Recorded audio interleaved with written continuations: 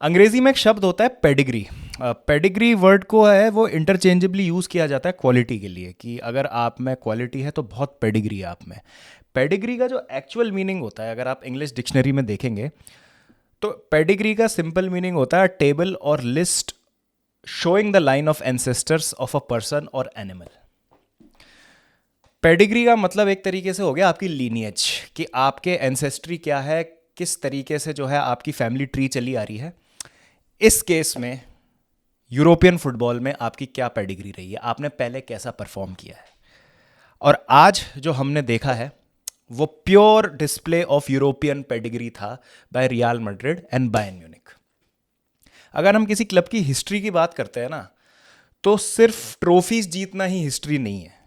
History का मतलब होता है कि आपने सालों साल इस कंपटीशन में अगेंस्ट दी ऑड्स किस तरीके से परफॉर्म किया है। भले ही आपका लीग में सीजन अच्छा जा रहा है, नहीं जा रहा है, जो भी आपका कॉन्टेक्स्ट है, लेकिन on a given European night आप कैसा खेलते हैं।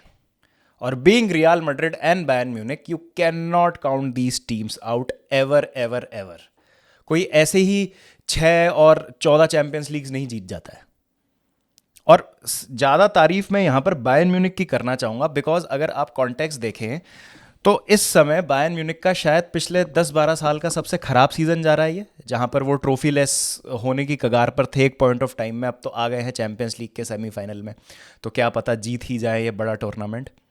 और दूसरी तरफ आपके सामने आर्सेनल थी, जिनका शायद पिछले 5-10 साल का सबसे अच्छा सीज़न जा रहा है। उसमें बायर्न म्यूनिख ने उनको कन्विंसिंगली हरा दिया सेकंड लेग में 1-0 की स्कोर लाइन से। 3-2 पे जीत के वो क्वालिफाई कर गए हैं सेमीफाइनल के लिए। इधर हम रियल मैड्रिड की बात करते हैं। Again Real Madrid are mentality monsters. मैंने लाइव स्ट्रीम में भी कहा था, AKG भाई की लाइव स्ट्रीम में था मैंने वहाँ भी कहा था कि ये मैच जो है लास्ट ईयर जैसे नहीं होगा। मुझे लग रहा है KG मैच होगा, हो सकता है पेनल्टीज तक भी चला जाए, और चला ही गया, क्या कहने प्रिडिक्शन के तो। लेकिन रियल मैड्रिड और कार्लो एंचेलोटी इतने नाइव नहीं हैं कि वो फिर से सेम गलतियां करेंगे और उससे सीखेंगे नहीं। जो उन्होंने गलती लास्ट टाइम की थी वो उन्होंने बिल्कुल नहीं दोहराई।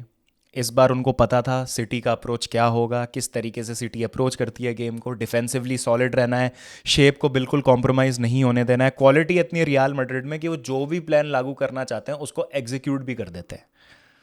और उनको पता है सिटी कितनी ज़्यादा वल्नरेबल है काउंटर अटैक पे। उन्होंने पहले लेग में भी उनको 3 गोल मारे थे, और बिल्कुल उनका पहला गोल भी वैसे ही आया। और फिर डिसिप्लिन रखा, ग्रिड दिखाई, स्पिरिट दिखाई, डिटर्मिनेशन दिखाया। बहुत सारे की प्लेयर्स को इंजरी है, तब भी लगे हुए हैं। और आप ये देखिए कि जब एक बड़ा प्लेयर इंजर्ड होता है रियल मैड्रिड का, उसकी जगह जो प्लेयर आता है वो कैसे स्टेप अप कर जाता है, कैसे वो अच्छा खेल जाता है हर बार उतना ही जितना वो मेन प्लेयर अच्छा खेलता है। मुझे तो समझ नहीं आता, मतलब लूनिन की क्या परफॉर्मेंस है यार। मतलब जितनी तारीफ की जाए उतनी कम। और सिर्फ लूनिन की नहीं, पूरी backline, Carvajal, Rudiger, Nacho, Mendy, midfield में कामाविंगा, क्रूज, वेलवर्डे, आगे Rodrygo, Bellingham, Vinicius Junior. Substitutions भी जो आए, चाहे वो लूका मॉड्रिच आए हों बाद में, या फिर अगर हम बात करें जिस तरीके से ब्राहिम डियाज का भी ठीक ठाक रोल था, जिस तरीके से उनको यूज़ किया जा रहा था। ऑल दो उनमें विनीशियस और रॉड्रिगो टाइप पेस नहीं था, तो ज़्यादा परेशान नहीं कर पा रहे थे सिटी को। लूकस वास्कोएज आया, उन्होंने एक बहुत क्रूशल पेनल्टी स्कोर की। तो this is a sign of a team जो बहुत ज़्यादा क्वालिटी रखती है, जिसको पता है कि एक यूरोपियन नाइट पे जीतने के लिए क्या किया जाता है। अब मैन सिटी और रियल मैड्रिड के स्टैट्स पे आप नज़र डालें, 33 shots man city, 68% possession, 919 passes, exactly double है जितने पासेस रियल मैड्रिड ने करे हैं। 458 पासेस किए रियल मैड्रिड ने। और ऐसा नहीं था कि सिटी को चांसेस नहीं मिले थे मैच जीतने के। डिब्रोयना को एक बहुत अच्छा चांस मिला था। उसके बाद आप बात करें तो फिल फोर्डन के पास एक बहुत अच्छा चांस आया था, लेकिन आप कहेंगे फोर्डन का उतना क्लियर कट चांस नहीं था, या था, लेकिन डिब्रोयना को तो गोल करना चाहिए था। देखिए यही मार्जिन्स होते हैं जब दो इतनी बड़ी टीमें खेल रही होती हैं आपस में। यही मार्जिन्स होते हैं, यही season defining, match defining moments होते हैं जिनका आपको फ़ायदा उठाना होता है। और आप रियल मैड्रिड के अगेंस्ट चांस मिस नहीं कर सकते, नहीं कर सकते, नहीं कर सकते। जितना गेम डीप जाएगा उतना उनको फ़ायदा होगा, उतना वो आदी हैं उस गेम को जीतने के लिए। आप अगर 95% एक गेम में फेवरेट और 5% चांस भी आप रियल मैड्रिड को देते हैं, वो 5% भी इनफ होता है रियल मैड्रिड को जीतने के लिए। 5% क्या, वो 1% का चांस याद आता है 2 सीजन पहले जब वो रॉड्रिगो ने 2 गोल मार के मैच जिताया था रियल मैड्रिड को। तो this is a miracle club, सही कहा था पीटर ड्रूरी ने। और मिरेकल भी नहीं बोलूंगा मैं तो, ये ऐसा नहीं है कि कुछ चमत्कारी जीत हुई है रियल मैड्रिड की।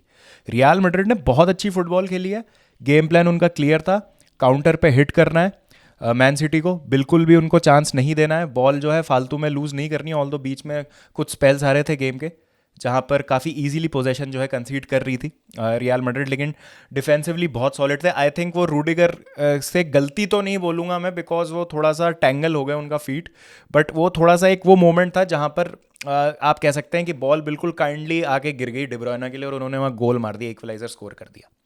लेकिन गेम प्लान एकदम क्लियर था, काउंटर अटैक पे हर्ट करना है। मैन सिटी को एक चांस मिला, रॉड्रिगो को गोल कर दिया उन्होंने, उसके बाद वो आराम से जो है सिट बैक करके डिफेंड करते रहे, फ्रस्ट्रेट करते रहे मैन सिटी को। क्रेडिट टू देम, पेनल्टीज तक ले गए मैच, और अब फर्क नहीं पड़ता है man city if they were the better team और नॉट। ऑन द नाइट आपको ज़्यादा गोल मारने अपोनेंट से, गोल ज़्यादा नहीं मारते, पेनल्टी शूट आउट तक लेके जाना है मैच, वो जीतना है और आपको प्रोग्रेस करना है अगली स्टेज में। ऑन पेपर सिर्फ ये चीज़ आएगी कि real Madrid will be playing the semifinal of the Champions league this season.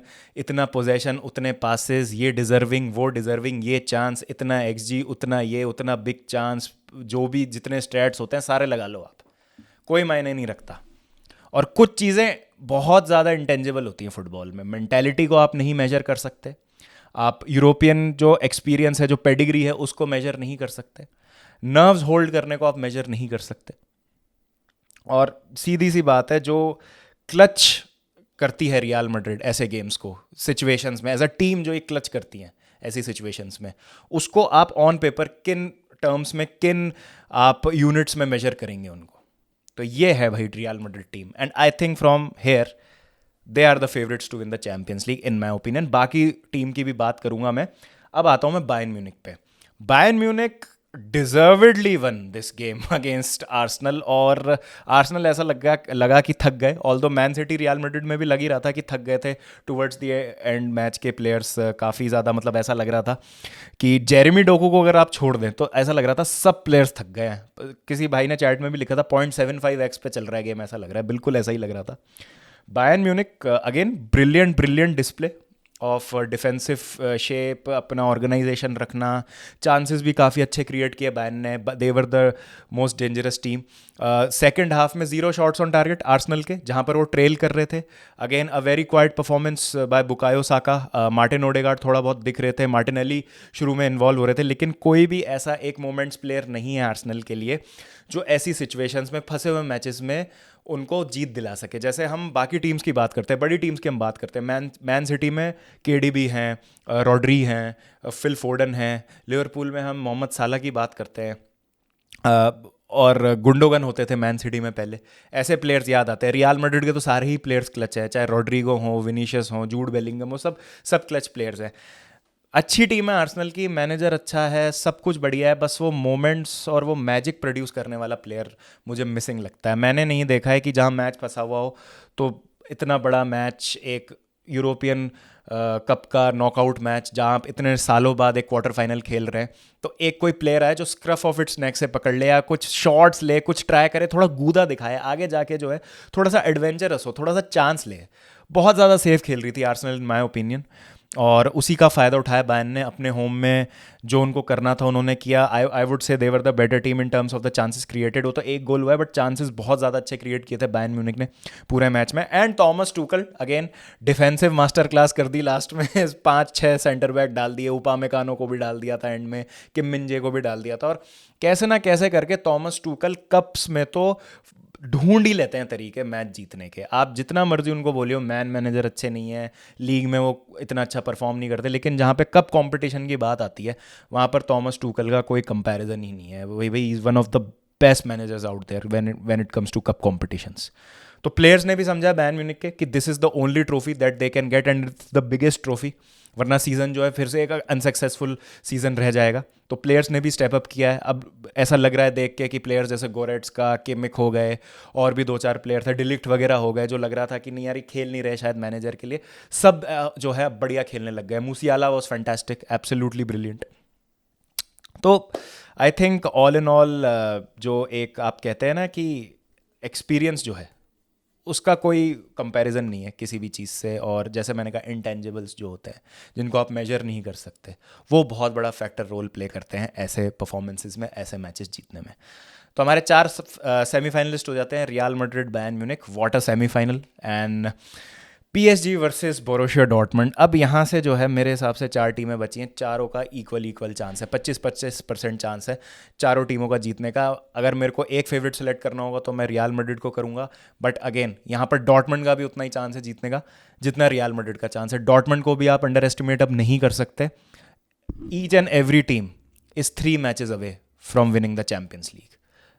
अब देखते हैं क्या होता है, फाइनल क्या होगा, बायर्न पीएसजी होगा, रियल मैड्रिड डॉर्टमंड होगा, रियल मैड्रिड पीएसजी होगा, कौन से कॉम्बिनेशन का फाइनल होगा, डर क्लासिकर फाइनल होगा बायर्न म्यूनिख वर्सेस डॉर्टमंड, कुछ नहीं कह सकते।